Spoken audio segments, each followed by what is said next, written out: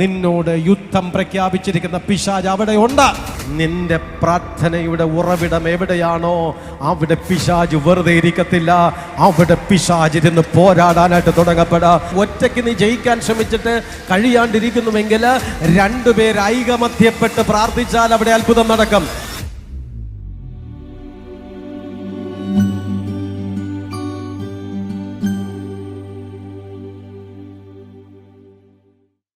എഫെസ്യർക്ക് എഴുതിയ ലേഖനം 6-ാം അധ്യായം 13-ാമത്തെ വാക്യം ശ്രദ്ധിക്കാം. അതുകൊണ്ട് നിങ്ങൾ ദുർദിവസത്തിൽ എതിർപ്പാനും സകലവും സമാപിച്ചിട്ട് ഉറച്ചു നിൽപ്പാനും കഴിയേണ്ടതിന് ദൈവത്തിന്റെ സർവായുധവർഗം എടുത്തുകൊള്ളുവിൻ. മതി. അതുകൊണ്ട് നിങ്ങൾ ദുർദിവസത്തിൽ എതിർപ്പാനും സകലവും സമാപിച്ചിട്ട് ഉറച്ചു നിൽപ്പാൻ കഴിയേണ്ടതിന് ദൈവത്തിൻ്റെ സർവായുധവർഗം എടുത്തുകൊള്ളുവിൻ. ഉറച്ചു നിൽക്കാൻ കഴിയേണ്ടതിന് എന്നാണ് അവിടെ ഒരു വാക്ക് നമുക്ക് ശ്രദ്ധിക്കുവാനായി കഴിഞ്ഞത്. ഉറച്ചു നിൽക്കുവാൻ കഴിയേണ്ടത്. അതിനർത്ഥം ഈ ഉറപ്പ് പലപ്പോഴും നഷ്ടപ്പെടാനായിട്ട് സാധ്യതയുണ്ടെന്നാണ് ആ വാക്യം നമ്മളെ പഠിപ്പിക്കുന്നത്. ഉറച്ചു നിൽക്കാൻ കഴിയേണ്ടതിന്. ഒരുപക്ഷെ ഉറച്ചു നിൽക്കാൻ കഴിയാത്ത അവസ്ഥകൾ വരാൻ സാധ്യതയുണ്ട്. നിങ്ങളുടെ പരിചയത്തിൽ എത്രയോ വ്യക്തികൾ ഇന്ന് ദൈവ സന്നിധിയിൽ ഉറച്ചു നിൽക്കാത്തവരുണ്ട്. ദൈവത്തെ അറിഞ്ഞിട്ട് പിന്മാറിപ്പോയി എത്രയോ പേരുണ്ട്. ആത്മീകമായ അനുഭവങ്ങളിലേക്ക് കടന്നു വന്നിട്ട് വഴുതിപ്പോയ എത്രയോ വ്യക്തി ജീവിതങ്ങളുണ്ട്. അതുകൊണ്ടാണ് പൗലോസ് എഴുതിയത്, നമുക്കൊരു പ്രാർത്ഥന ഉണ്ടായിരിക്കണം, നമുക്കൊരു പ്രവൃത്തി ഉണ്ടായിരിക്കണം, ഉറച്ചു നിൽക്കാൻ കഴിയണം. ഹല്ലേലൂയാ, ഹല്ലേലൂയാ, ഹല്ലേലൂയാ. ഒന്ന് കൈയടിച്ച് പ്രാർത്ഥിച്ചാട്ടെ. ഉറച്ചു നിൽക്കാൻ കഴിയണമേ കർത്താവേ. ദൈവസന്നിധിയിൽ ഉറച്ചു നിൽക്കാൻ ഞങ്ങളെ കഴിയണമേ. ഉറച്ചു നിൽക്കാൻ കഴിയണമേ. ഉറച്ചു നിൽക്കാൻ കഴിയണമേ. ഉറച്ചു നിൽക്കാൻ കഴിയണമേ. ഏതൊരു മനുഷ്യനും ഒരു ദുർദിവസം കടന്നു വരും. ആ സമയത്ത് എതിർക്കാൻ വേണ്ടിയിട്ട് നമുക്ക് ശക്തി ലഭിക്കണം. ആ സമയങ്ങളിൽ നമുക്ക് ഒരു നിലനിൽപ്പ് വളരെ പ്രധാനപ്പെട്ട ഒരു അനുഭവം. ഞാൻ ഒന്നുകൂടെ താഴേക്ക് ഇറങ്ങി കടന്നു വരട്ടെ. ഒരു ആത്മീക ജീവിതം എന്ന് പറയുന്നത്, ഒരു മനുഷ്യൻ അമ്മയുടെ ഉദരത്തിൽ ജനിക്കുന്നു. ജനനം അവൻ്റെ ഭൗതിക ജനനമാണ്. അത് കഴിഞ്ഞതിന് ശേഷം അവനപ്പോൾ ഒരു സാധാരണക്കാരനായിട്ട് ഒരു മനുഷ്യനായിട്ട് ജനിച്ചു. അത് കഴിഞ്ഞിട്ട് ആ കുഞ്ഞ് വളർന്നു വന്ന് തിരിച്ചറിവ് തുടങ്ങുന്ന സമയത്തിൽ യേശു എന്താണ് എന്ന്, ദൈവം എന്താണെന്ന് ആ കുഞ്ഞിന് സെൻസ് ചെയ്യാൻ കഴിയുന്ന സമയത്തിൽ ആ കുഞ്ഞ് ദൈവത്തെങ്കിലേക്ക് അടുക്കാൻ തുടങ്ങും. ആ ദൈവത്തെക്കുറിച്ച് ആ കുഞ്ഞ് തിരിച്ചറിയുന്നതോടുകൂടി ആ കുഞ്ഞ് ദൈവികമായ കാര്യങ്ങളെ പഠിക്കാൻ ശ്രമിക്കുന്നു. പഠിക്കാൻ ശ്രമിച്ചുകൊണ്ടതുകൂടി ആ കുഞ്ഞ് ജലസ്നാനം സ്വീകരിക്കുന്നു. മാനസാന്തരപ്പെട്ട് ജലസ്നാനം സ്വീകരിക്കുന്നു. ജലസ്നാനം സ്വീകരിക്കുന്ന സമയത്തിൽ ആ കുഞ്ഞിൻ്റെ ഉള്ളിനകത്തേക്ക് ഒരു ആത്മീകതത്വം അല്ലെങ്കിൽ ആത്മീകത്വം രൂപപ്പെടുന്നു. പിന്നത്തേതിൽ ആ കുഞ്ഞിനെ നടത്തുന്നത് ഒരു ആത്മീക നിയന്ത്രണത്തിൻ്റെ കീഴിൽ, അഥവാ ദൈവമായിരിക്കും ആ കുഞ്ഞിനെ നിയന്ത്രിക്കുവാനായിട്ട് തുടങ്ങുന്നത്. ലോകം, പാപം ഇതൊക്കെ കുഞ്ഞിനെ മാടി വിളിക്കും. പക്ഷേ ദൈവികമായി നിർത്തം. നമ്മിലേക്ക് നോക്കുന്ന സമയത്ത് പല ചിന്തകൾ കടന്നു വരും. ഒന്ന് നല്ല ചിന്തകൾ, മറ്റൊന്ന് മോശപ്പെട്ട ചിന്തകൾ. ഇതെല്ലാം സ്വാഭാവികമായിട്ട് അങ്ങോട്ടും ഇങ്ങോട്ടും കടന്നു വരും. നല്ലത് ചെയ്യുവാനും നല്ലത് പ്രവർത്തിക്കുവാനും ഒരു ഭാഗം, മറ്റൊരു ഭാഗത്തിൽ തീയത് പ്രവർത്തിക്കുവാനും തീയത് ചെയ്യുവാനും വേണ്ടിയിട്ടുള്ള ചിന്തകൾ. ആകയാൽ സകല പ്രതിസന്ധികളെയും അതിജീവിക്കുവാനായിട്ടുള്ള ഒരു ഒരു ഒരു ഒരു ബലമാണ് ആത്മീക ശക്തി. ഒരിക്കൽ കൂടി, രണ്ട് തരത്തിലുള്ള ചിന്താഗതികളുണ്ട്. ഒന്ന്, ഒരു പ്രശ്നങ്ങളില്ലാതെ ജീവിക്കണം. രോഗം വരരുത്, കഷ്ടം വരരുത്, സാമ്പത്തിക ബുദ്ധിമുട്ട് വരരുത്, പ്രശ്നങ്ങൾ വരരുത്, ഇങ്ങനെയൊന്നുമില്ലാതെ നല്ലൊരു ജീവിതം കാഴ്ചവെക്കണം. എന്നാൽ അത് സാധ്യമല്ല. ഒരു മനുഷ്യനെ സംബന്ധിച്ചിടത്തോളം അതൊരിക്കലും സാധ്യമല്ല. സാധ്യമാകുന്നത് ഒരു മനുഷ്യന് ലോകത്തിൽ നിങ്ങൾ കഷ്ടമുണ്ടെന്നാണ് കർത്താവ് പഠിപ്പിച്ചത്. അപ്പോൾ യേശു കർത്താവിനെ അനുഗമിക്കുന്ന ഒരു ദൈവം ഇതിന് കഷ്ടമുണ്ട്. പക്ഷേ ആത്മീയ ജീവിതം എന്ന് പറഞ്ഞാൽ ഈ കഷ്ടത്തെ അതിജീവിക്കുവാനായിട്ടുള്ള ഒരു ശക്തി ലഭിക്കും. ഹല്ലേലൂയാ, ഹല്ലേലൂയാ. ഈ കഷ്ടത്തെ അതിജീവിക്കാനായിട്ടുള്ള ഒരു ബലം ആ വ്യക്തിക്ക് ലഭിക്കും. ഏത് കഷ്ടം വന്നാലും അവിടെ തളർന്നു പോകാതെ, ക്ഷീണിച്ചു പോകാതെ, ബലത്തോടെ, ആത്മശക്തിയോടുകൂടി അതിനെ നേരിടാനുള്ള ഒരു ബലം അവരുടെ ഉള്ളിനകത്തുണ്ടാകും. അതിനെയാണ് ഒരാത്മശക്തി എന്ന് പറയുന്നത്. ഈ ആത്മശക്തി കഷ്ടത്തെ നേരിടാൻ എന്ന് പറയുമ്പോൾ ഈ കഷ്ടം എവിടെ നിന്ന് വരുന്നു? പിശാച് അറുക്കാനും മുടിക്കാനുമായിട്ട് കടന്നു വരുന്നു. പിശാചിന്റെ പ്രവൃത്തികളെ അഴിപ്പാൻ തക്കവണ്ണം അത്രയും മനുഷ്യപുത്രൻ കടന്നു വന്നത്. അപ്പം ഒരു മനുഷ്യനിൽ രോഗമിടുന്നത് പിശാച്, ഒരു മനുഷ്യനിൽ തകർച്ചകൾ കൊണ്ടിടുന്നത് പിശാച്. ലോകത്തിൽ രണ്ട് ശക്തികളുണ്ട്, ഒന്ന് ദൈവത്തിന്റെ ശക്തി, മറ്റൊന്ന് പിശാചിന്റെ ശക്തി. ഈ സാത്താന്യ ശക്തികൾ ഒരുവൻ എപ്പോൾ യേശു കർത്താവിനെ രക്ഷകനായി സ്വീകരിച്ചിറങ്ങുന്നു ആ സമയം മുതൽ അവനൊരു യുദ്ധം പ്രഖ്യാപിച്ച് അവനെ ആക്രമിക്കുവാനായിട്ട് തുടങ്ങും. ഈ ആക്രമണത്തിൽ നമുക്ക് വിജയം കരസ്ഥമാക്കണമെങ്കിൽ ആത്മശക്തി വേണം. വിജയം കരസ്ഥമാക്കണമെങ്കിൽ ഒരാത്മീകമായ ബലം വേണം.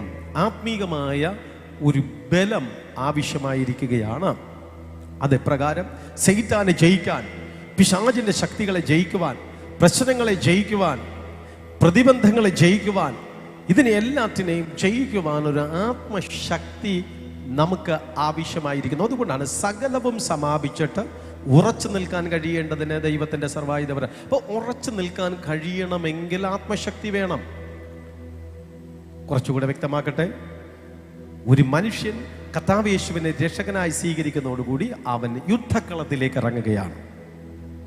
ആ മനുഷ്യന്റെ മുമ്പിൽ കടന്നു വരുന്ന എപ്പോഴും പോരാട്ടങ്ങളായിരിക്കും. ഈ പോരാട്ടങ്ങളെ ജയിക്കുവാൻ ആത്മശക്തി നമുക്ക് ആവശ്യമാണ്. Hallelujah, hallelujah. ഒരാത്മശക്തി നമുക്ക് പോരാട്ടങ്ങളെ ജയിക്കുവാൻ ആവശ്യമായിരിക്കും. നിങ്ങൾക്കൊരു വാഹനമുണ്ട്, നല്ലൊരു വണ്ടി ഉണ്ടെങ്കിലല്ലയോ നിങ്ങൾ ഉദ്ദേശിക്കുന്ന സ്ഥലത്ത് യാത്ര ചെയ്ത് ചെന്നെത്തുവാൻ കഴിയത്തുള്ളൂ. അതുപോലെ നിങ്ങൾക്ക് മുൻപിൽ കടന്നു വരുന്ന യുദ്ധങ്ങളെ നിങ്ങൾക്ക് ജയിക്കണമെങ്കിൽ നിങ്ങളിൽ ഒരു ആത്മശക്തി ഉണ്ടായിരിക്കണം എന്നുള്ളതാണ്. ഈ ആത്മശക്തി നമ്മൾ പ്രാപിച്ചെടുക്കപ്പെടുമ്പോൾ നമ്മൾ യുദ്ധത്തെക്കുറിച്ച്, യുദ്ധമുറകളെക്കുറിച്ച് മനസ്സിലാക്കണം.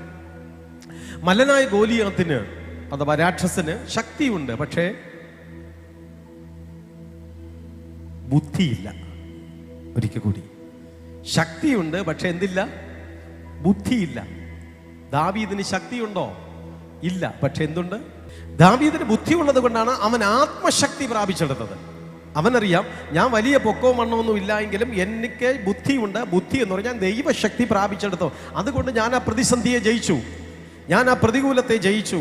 അപ്പോൾ എനിക്ക് ഏത് പ്രതിസന്ധികളെയും ജയിക്കുവാൻ ദൈവത്തിൻ്റെ ശക്തിയാണ്, ദൈവത്തിൻ്റെ ജ്ഞാനമാണ് എനിക്ക് ആവശ്യമായിരിക്കുന്നു എന്നുള്ളത് എഫെസ്യ ലേഖനത്തിനകത്ത് പരിശോധിക്കുന്ന സമയത്തിൽ ദൈവം നമ്മെ തെരഞ്ഞെടുത്ത ഒരു ദൈവമാണ്.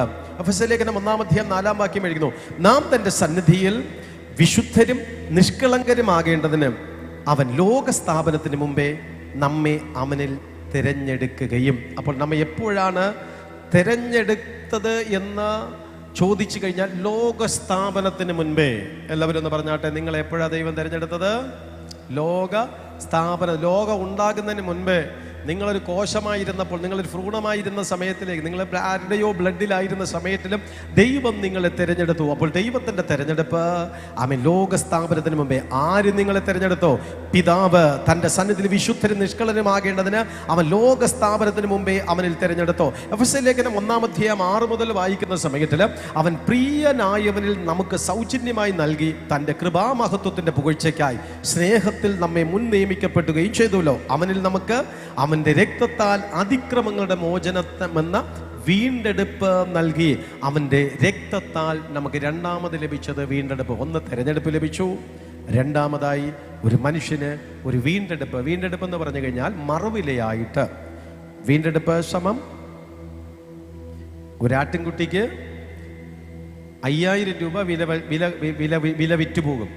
ആ ആട്ടിൻകുട്ടിക്ക് 10,000 രൂപ ഉടമസ്ഥന് കൊടുത്ത് അതിനെ മേടിക്കുന്നതിന് പറയുന്ന പേരാണ് വീണ്ടെടുപ്പ്.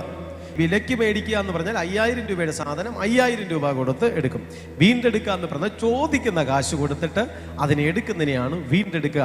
ക്രിസ്തു തൻ്റെ രക്തത്താൽ മാനവരാശിയെ മുഴുവനും വീണ്ടെടുത്തിരിക്കുന്നു. അപ്പോൾ പിതാവ് തിരഞ്ഞെടുത്തു, പുത്രൻ നമ്മളെ വീണ്ടെടുത്തോ. അടുത്തെഴുതിയിരിക്കുന്നു എഫെസ്യ ലേഖനം 1-14 ഇങ്ങനെ എഴുതിയിരിക്കുന്നു, തൻ്റെ സ്വന്തം ജനത്തിന് വീണ്ടെടുപ്പിന് വേണ്ടി തൻ്റെ മഹത്വത്തിൻ്റെ പുകഴ്ചയ്ക്കായിട്ട് നമ്മുടെ അവകാശത്തിൻ്റെ അച്ചാരമായ വാഗ്ദത്വത്തിൻ പരിശുദ്ധാത്മാവിനാൽ മുദ്രയിട്ടിരിക്കുന്നു. പരിശുദ്ധാത്മാവിന്റെ ജോലി എന്താന്ന് ചോദിച്ചാൽ മുദ്രയുടെ. Hallelujah, hallelujah. നിങ്ങളെ വണ്ടിയിൽ നിന്ന് തള്ളിയിട്ടു, എന്തുകൊണ്ട് നിങ്ങൾ മരിച്ചു പോയില്ല? നിങ്ങൾ പരിശുദ്ധാത്മാവ് മുദ്രയിട്ടിട്ടുണ്ട്. Hallelujah, hallelujah. നിങ്ങൾ സഞ്ചരിച്ച വാഹനം മറിഞ്ഞു, പക്ഷെ എന്തുകൊണ്ട് നിങ്ങൾ അവിടെ മരിച്ചില്ല? ചില രോഗങ്ങൾ മരണകരമായിട്ട് നിങ്ങളെ മേൽ തേടി വന്നു, എന്തുകൊണ്ട് നിങ്ങൾ മരിച്ചില്ല? ദൈവം നമ്മളെ തെരഞ്ഞെടുത്തു, മറ്റൊന്നവൻ വീണ്ടെടുത്തു, മറ്റൊന്നവൻ മുദ്രിച്ചത്. ഈ 3 കാര്യങ്ങളാണ് ഒരു ആത്മീകന്റെ മേൽ ദൈവം കൊടുത്തിരിക്കുന്ന അവകാശം. ഈ 3 അവകാശത്തിൽ വളരെ പ്രധാനപ്പെട്ടതാണ് തൃത്വത്തിൽ 3-മനായിരിക്കുന്ന പരിശുദ്ധാത്മാവ് നിങ്ങളെ മുദ്ര ചെയ്തിട്ടുണ്ട്. ആ മുദ്ര നിങ്ങൾക്ക് നോക്കിയാൽ അറിയത്തില്ല. സാത്താൻ വന്നിട്ട് അവിടെ ഇവിടെയൊക്കെ കറങ്ങിയും തിരിഞ്ഞും ഒക്കെ നോക്കിക്കൊണ്ട് നിൽക്കുന്ന സമയത്തിൽ അവന് അത് കാണാനായിട്ട് കഴിയും, നിന്നെ മുദ്ര ചെയ്തത്. Praise God. എനിക്ക് പറഞ്ഞ് ധരിപ്പിക്കുവാനായിട്ട് കഴിയത്തില്ല. അതെ, ഒത്തിരി ഇങ്ങനെയുള്ള പ്രശ്നങ്ങളൊക്കെ കടന്നു വരുന്നത് എനിക്ക് മനസ്സിലാക്കുവാനായിട്ട് കഴിഞ്ഞിട്ടുണ്ട്. അവരെ ചിലരെ കൊണ്ട് സൂയിസൈഡ് ചെയ്യിപ്പിക്കാൻ വേണ്ടിയിട്ട്, ചിലരെ രോഗിയാക്കി കളയാൻ, ചിലരെ അപകടത്തിൽ കൊണ്ടുപോകാൻ വേണ്ടി ഒക്കെ പിശാച് കടന്നു വരുന്നു. പക്ഷേ അവർക്ക് യേശുവിൻ്റെ അടുക്കൽ ഓടി വന്ന് അഭയം പ്രാപിച്ച് ശരണപ്പെട്ട് പരിശുദ്ധാത്മാവിനാൽ മുദ്ര ചെയ്യപ്പെട്ടിരിക്കുന്നു എന്ന് കണ്ടാൽ പിന്നെ പിശാചിന് അവരുടെ ജീവന്റെ മേൽ അവകാശമില്ല. അപ്പം നിങ്ങൾ പറയും, പള്ളിയിൽ പോകുന്നവരൊക്കെ പലരും മരിക്കുന്നില്ല. ശരിയാണ്. അതിൻ്റെ പിന്നിൽ മറ്റൊന്ന്, ആ പരിശുദ്ധാത്മാവ് അവരെ മുദ്രയിട്ടിട്ട് ആ മുദ്രയ്ക്ക് വില കൽപ്പിക്കാതെ ആ വ്യക്തി വീണ്ടും പിന്മാറ്റത്തിലേക്ക് കടന്നു പോകുമ്പോൾ ആ വ്യക്തിക്ക് ആ മുദ്ര നഷ്ടപ്പെടുന്നു. ഒരിക്കൽ കൂടെ, ഒരു പുരുഷൻ ഒരു സ്ത്രീയെ വിവാഹം കഴിക്കാൻ വാഗ്ദാനം ചെയ്യുന്ന അല്ലെങ്കിൽ ഉറപ്പിക്കുന്ന ഒരു ശുശ്രൂഷയാണ് എൻഗേജ്മെന്റ് എന്ന് പറയും, അല്ലെങ്കിൽ റിങ് എക്സ്ചേഞ്ച് ചെയ്യുക എന്ന് പറയും. അത് സ്വാഭാവികമായിട്ട് ഇപ്പോൾ രണ്ടും കൂടെ ഒരുമിച്ചൊക്കെയാണ് നടത്തുന്നത്. എങ്കിലും കുറച്ച് നാളുകൾക്ക് മുമ്പ് അല്ലെങ്കിൽ ഇപ്പോഴും ചിലയിടത്തൊക്കെ ഉണ്ട്, അങ്ങോട്ടും ഇങ്ങോട്ടും ഒരു മുദ്രമോതിരം കൈമാറും. ഈ മുദ്രമോതിരം കൈമാറുന്നതിൻ്റെ ഉദ്ദേശം എന്നാന്ന് ചോദിച്ചാൽ, ഇന്നു മുതൽ ഞാൻ നിങ്ങൾക്ക് വിശ്വസ്തനായിട്ട് ജീവിക്കും, ഇന്നു മുതൽ ഞാൻ നിനക്ക് വിശ്വസ്തനായിട്ട് തീരും എന്ന് പറഞ്ഞ് അങ്ങോട്ടും ഇങ്ങോട്ടും പരസ്പരം ഒരു ഉഭയസമ്മതം ചെയ്യുന്നു. ഈ റിങ് കിടക്കുന്നിടത്തോളം കാലം മറ്റൊരാൾ ഈ വ്യക്തിയെ മുദ്ര ചെയ്തിരിക്കുകയാണ്. ഇപ്പോൾ പലരുടെയും പുതുമോടിയിലൊക്കെ ഈ മുദ്രമോതിരം കാണും. കുറച്ച് ദിവസം കഴിയുമ്പോൾ പൈസയ്ക്ക് ബുദ്ധിമുട്ട് വരും, പണയം വയ്ക്കും, പിന്നെ വിൽക്കുകയും ചെയ്യും. അത് സ്വാഭാവികം. പക്ഷേ പുതിയ പുള്ളികൾ ഇവിടെ ഇരിക്കുന്നുവെങ്കിൽ അവരോട് ചോദിച്ചാൽ അറിയാം, ഒരു ഭയങ്കര മാറ്റം. ഏത് ഓർണമെന്റ്സ് കളഞ്ഞാലും വലിയ കരയൂല. പക്ഷേ പുതുമോടിയിലാണെങ്കിൽ ആ റിങ് പോയി കഴിഞ്ഞാൽ ഭയങ്കര നിലവിളിയും കരച്ചിലും ഒക്കെയാണ്. Praise God. സ്വാഭാവികമാണ്. കാരണം എന്നെ ഒരാൾ സ്നേഹിക്കുന്നുണ്ട്, എന്നെ ഒരാൾ അറിയുന്നുണ്ട്. ആകയാൽ ആ വ്യക്തി എനിക്ക് തന്ന റിങ് ആണ്, അതിൻ്റെ സ്നേഹത്തിൻ്റെ അടയാളമാണ്, അതൊരു മുദ്രയാണ്. അതിനകത്തൊരു പേരൊക്കെ കുത്തിയിട്ടും കൂടെ ഉണ്ടല്ലോ. അപ്പോൾ അതൊരു മുദ്രയാണ് എന്നുള്ളത്. പക്ഷേ ഇവർ തമ്മിൽ തെറ്റുമ്പോൾ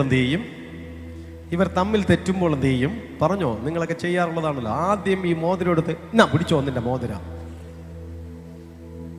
അല്ലേ, ഇനി നിന്റെ പ്രൊട്ടക്ഷൻ എനിക്ക് വേണ്ട, എനിക്ക് നിങ്ങളുടെ സഹായം എനിക്ക് വേണ്ട, പിടിച്ചോ, കൊണ്ടുപോയി. ഇല്ലാത്ത കാര്യങ്ങളൊന്നുമല്ല, പല വീടുകളിലും നടക്കുന്ന കാര്യങ്ങളാണ് അതൊക്കെ. ഇച്ചിരി ദേഷ്യം വന്ന ഇത് 50-100 പ്രാവശ്യം ഊരി കൊടുത്തിട്ട് കുറച്ച് കഴിയുമ്പോൾ തിരിച്ചു മേടിച്ചുകൊണ്ട് ചേട്ടൻ തന്നെ ഇട്ടുകയെന്ന് പറയും അല്ലേ. അങ്ങനെയുള്ളതൊക്കെ ഉണ്ട്. ഇതെന്താണ്? അല്ലെങ്കിൽ അവർ തമ്മിൽ പരസ്പരം വിച്ഛേദിക്കപ്പെട്ടു.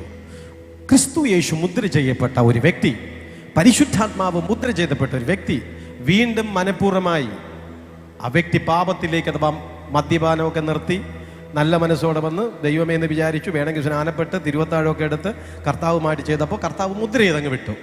ഒരു സാത്താനും നിന്നെ തൊടൂല, ഒരു പിശാച് നിന്നെ തട്ടിക്കൊണ്ട് പോകത്തില്ല എന്നൊക്കെ പറഞ്ഞു. കുറച്ച് ദിവസം കഴിഞ്ഞപ്പോഴത്തേക്ക് ആമേൻ, എനിക്ക് നിങ്ങളുടെ തിരുവത്താഴവും വേണ്ട, എനിക്ക് നിങ്ങളുടെ പ്രാർത്ഥനയും വേണ്ട, എനിക്ക് യേശുവും വേണ്ട, പ്രാർത്ഥന വേണ്ട, എനിക്ക് മദ്യം മാത്രം മതി, അല്ലെങ്കിൽ എനിക്ക് അത് മാത്രം മതി, ഇത് മാത്രം മതി എന്ന് പറയപ്പെടുമ്പോൾ റിങ് തിരിച്ചു കൊടുക്കുകയാണ്. പരിശുദ്ധാത്മാവ് മുദ്ര ചെയ്തിരിക്കുന്ന വ്യക്തി ആ മോതിരം തിരിച്ചു കൊടുത്തു. മുദ്ര അവിടെ ക്യാൻസൽ ആകുന്നു. അപ്പോഴാണ് സാത്താൻ നോക്കുന്നത്, നീ ഇത്രയും കാലം നിന്നെ എനിക്ക് തൊടാൻ പറ്റിയില്ല, നിന്നെ എനിക്ക് കൊണ്ടുപോകാൻ കഴിഞ്ഞില്ല, ഇപ്പോൾ ആ മുദ്ര വിച്ഛേദിച്ചിരിക്കുന്നു. ആകയാൽ പിശാച് അവസരം മനസ്സിലാക്കിയിട്ട് അതിൻ്റെ മേൽ ചാടി വീഴുന്നു. ചിലപ്പോൾ അത് ചിലരെ രോഗിയാക്കുന്നു, ചിലപ്പോൾ അത് തകർത്ത് കളയുന്നു, ചിലരെ മരണത്തിലേക്ക് കൊണ്ടുപോകുന്നു, ചിലരെ അപകടത്തിലേക്ക് കൊണ്ടുപോകുന്നു. ആകയാൽ പിശാചുക്കൾക്ക് നന്നായിട്ടറിയാം പരിശുദ്ധാത്മാവ് ഇവരെ മുദ്ര ചെയ്തിരിക്കുന്നു. അപ്പോൾ മുദ്ര ചെയ്യുന്ന വ്യക്തി തൃത്വത്തിൽ മൂന്നാമനായിരിക്കുന്ന പരിശുദ്ധാത്മാവ്. നിങ്ങളുടെ ശരീരത്തിൽ റിങ് ഉണ്ടായോ ഇല്ലെന്നോ, അത് മനുഷ്യൻ തരുന്ന മുദ്രയാണ്. പക്ഷേ നിങ്ങളുടെ ശരീരത്തിൽ അവൻ നിങ്ങളെ മുദ്ര ചെയ്തിട്ടുണ്ട്. നിങ്ങളുടെ ശരീരത്തിൽ ഏറ്റവും പ്രധാനപ്പെട്ട ഒരു അവയവമാണ് നെറ്റിമേൽ. നെറ്റിമേൽ നെറ്റിമേൽ നെറ്റിമേൽ നെറ്റിമേൽ അവൻ മുദ്ര ചെയ്തിട്ടുണ്ട്. വെളിപ്പാട് പുസ്തകത്തിലേക്ക് പോകുന്ന സമയത്തിൽ ആ മുദ്ര നെറ്റിയിലാണ്. Price the Lord. അതുകൊണ്ടാണ് ആ നെറ്റിത്തടത്തിൽ വേറെ ഏതെങ്കിലും ഒരാൾ മുദ്ര ചെയ്ത് കഴിഞ്ഞാൽ ആത്മീകർക്ക് ഇഷ്ടപ്പെടത്തില്ല. Praise the Lord. എൻ്റെ നെറ്റിയിൽ എൻ്റെ കർത്താവ് മുദ്ര ചെയ്തിട്ടുണ്ട്. നിങ്ങൾ കൊണ്ടുവന്ന് ശകല സിന്ദൂരം എടുത്തോ, ചാമയും വേറെ എന്തെങ്കിലും ചന്ദനം എടുത്തോ ഇട്, ഞാൻ സമ്മതിക്കില്ല. ഞാൻ സമ്മതിക്കില്ല. മരണം വരെ ഞാൻ ഫൈറ്റ് ചെയ്യും. Price the Lord. ഞാൻ സമ്മതിക്കില്ല. അപ്പോൾ ഇതിരി പൊട്ടിട്ടാ കുഴപ്പമുണ്ടെന്ന് പലരും ചോദിക്കും. ഞാൻ പറയും, എനിക്ക് പൊട്ട് വേണ്ട, എനിക്ക് സ്വർഗത്തിലെ ദൈവം എൻ്റെ നെറ്റി തടത്തിൽ മുദ്ര ചെയ്തിട്ടുണ്ട്. അതിനെ മറയ്ക്കത്തക്ക വിധത്തിൽ വേറൊരു മുദ്ര എനിക്ക് പറ്റത്തില്ല. Price the Lord. ആകയാൽ പരിശുദ്ധാത്മാവ് മുദ്ര ചെയ്തിരിക്കുന്നു എന്നുള്ളതിനെ കുറിച്ച്. അപ്പോൾ അടുത്ത എഫെസ്യ ലേഖനം 2-ാം അധ്യായം 7-ാം വാക്യത്തിൽ ക്രിസ്തു യേശുവിൽ അവനോടുകൂടെ ഉയർത്തെഴുന്നേൽപ്പിച്ച് സ്വർഗത്തിലിരുത്തുകയും ചെയ്തു. എവിടെയാണ് ഇരുത്തിയിരിക്കുന്നത്? സ്വർഗത്തിലിരുത്തി. എഫെസ്യ ലേഖനം 4:2 പൂർണ്ണ വിനയത്തോടും സൗമ്യതയോടും കൂടി ദീർഘക്ഷമയോടും കൂടി നടക്കുകയും സ്നേഹത്തിൽ അന്യോന്യം പൊറുക്കുകയും. എഫെസ്യ ലേഖനം 5:2 ക്രിസ്തുവും നിങ്ങളെ സ്നേഹിച്ച് നമുക്ക് വേണ്ടി തന്നെത്താൻ ദൈവത്തിൻ്റെ സൗരഭ്യവാസനയായ വഴിപാടും യാഗവുമായി അർപ്പിച്ചതുപോലെ സ്നേഹത്തിൽ നടപ്പിൻ. ഒന്ന് എവിടെ ഇരുത്തിയിരിക്കുന്നു? ദൈവത്തിൻ്റെ കൂടെ ഇരുത്തിയിരിക്കുന്നു. അടുത്തെഴുതിയിരിക്കുന്നു നിങ്ങൾ സ്നേഹത്തിൽ നടക്കണം. നമ്മുടെ നടപ്പ് ശരിയായിരിക്കണം, നമ്മുടെ ഇരിപ്പ് ശരിയായിരിക്കണം. അടുത്ത് കർത്താവിന് പ്രസാദമായത് എന്തെന്ന് പരിശോധിച്ചുകൊണ്ട് വെളിച്ചത്തിലുള്ളവരായി നടക്കണം. ആമേൻ. ഒരു ആത്മീക ശക്തി എന്ന് പറഞ്ഞാൽ നാം വെളിച്ചത്തിൽ നടക്കണം. നല്ല മനസ്സോടുകൂടി നമുക്ക് നടക്കുവാനായിട്ട് കഴിയപ്പെടണം. നല്ല ബലത്തോടുകൂടി നമുക്ക് നടക്കാൻ കഴിയണം. പൂർണ്ണ ക്ഷമയോടുകൂടി നടത്തണം. എഫെസ്യ ലേഖനം നമുക്ക് 1 മുതൽ ഇനി വായിക്കുമ്പോൾ അടുത്ത് ഇതെന്തിനു വേണ്ടിയിട്ടാണ് ദൈവം ഇതെല്ലാം എഴുതിയിരിക്കുന്നു എന്നുള്ളത് അടുത്ത ഭാഗത്തിലേക്ക് ഞാൻ പോകുവാൻ ആഗ്രഹിക്കുന്നു. എന്ന് പറഞ്ഞാൽ 10-ാം വാക്യം, ഒടുവിൽ കർത്താവിലും അവൻ്റെ അമിത ബലത്തിലും ശക്തിപ്പെടുവാൻ എഴുതിയിരിക്കുന്നു. എന്തിനാ ശക്തിപ്പെടേണ്ടത്? എന്തിനാണ് ശക്തിപ്പെടേണ്ടത്? ഒരാത്മയുദ്ധം എന്ന് പറഞ്ഞു കഴിഞ്ഞാൽ ഒരു മനുഷ്യ ജീവിതത്തിൻ്റെ 3 പ്രത്യേക സ്ഥലങ്ങളിലാണ് ആത്മയുദ്ധം നടക്കുന്നത്.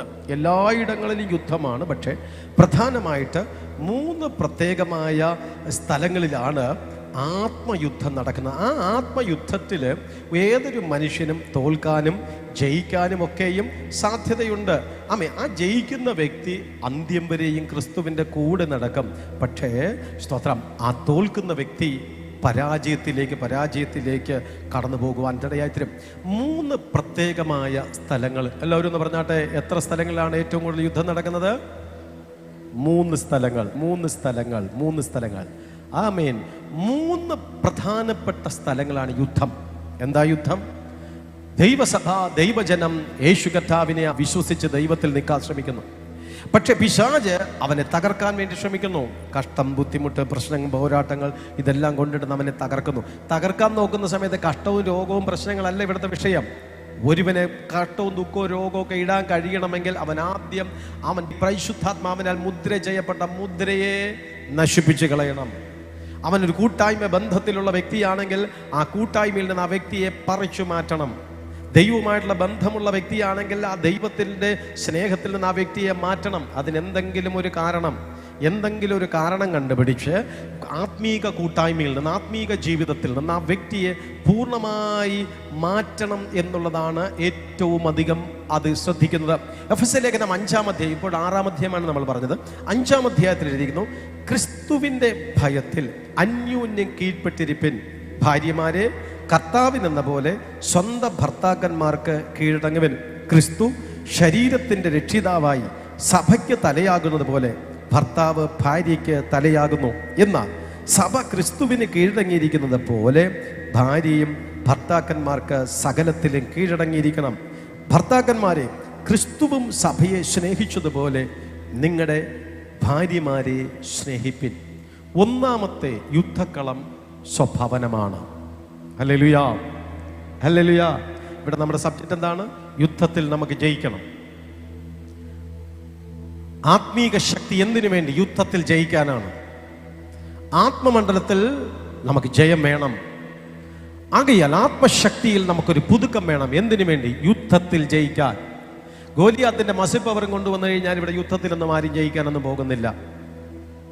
ഇവിടെ കേന്ദ്രസേന ഇറങ്ങിയാലും കേരളത്തിലെ സേന ഇറങ്ങിയാലും ആത്മമണ്ഡലത്തിലെ യുദ്ധം ആർക്കും ചെയ്യിക്കില്ല. ആത്മമണ്ഡലത്തിലെ യുദ്ധം ചെയ്യണമെങ്കിൽ ആത്മശക്തി വർദ്ധിപ്പിച്ചാൽ മാത്രമേ ആ യുദ്ധത്തിൽ ആ വ്യക്തി ജയിക്കത്തുള്ളൂ. Praise the Lord. ആത്മശക്തി വർദ്ധിപ്പിക്കുമ്പോൾ യുദ്ധക്കളം എവിടെയെന്ന് ആദ്യം മനസ്സിലാക്കണം. കാരണം എഫെസ്യ ലേഖനം 5-ാം അധ്യായത്തിന്റെ അവസാനം മുതൽ പഠിച്ചു തുടങ്ങുന്നത് കുടുംബ ബന്ധങ്ങളെ കുറിച്ച് പരിശുദ്ധമ പഠിപ്പിച്ചിട്ടാണ് ഒടുവിൽ കർത്താവിൽ അവൻ്റെ അമിതബലത്തിലും ശക്തിപ്പെടുവിൻ, പിശാചിന്റെ തന്ത്രങ്ങളോട് എതിർത്ത് നിൽക്കേണ്ടത്, ദൈവത്തിന്റെ സർവായുധവർക്ക് എടുത്തുകൊള്ളുവിനെന്ന് പറഞ്ഞത് എവിടെ? ഈ ഫാമിലിയെ കുറിച്ച് വ്യക്തമായി പറഞ്ഞതിന് ശേഷമാണ് അടുത്തെഴുതിയിരിക്കുന്നത് നിങ്ങൾ ശക്തിപ്പെടണം. എവിടെ?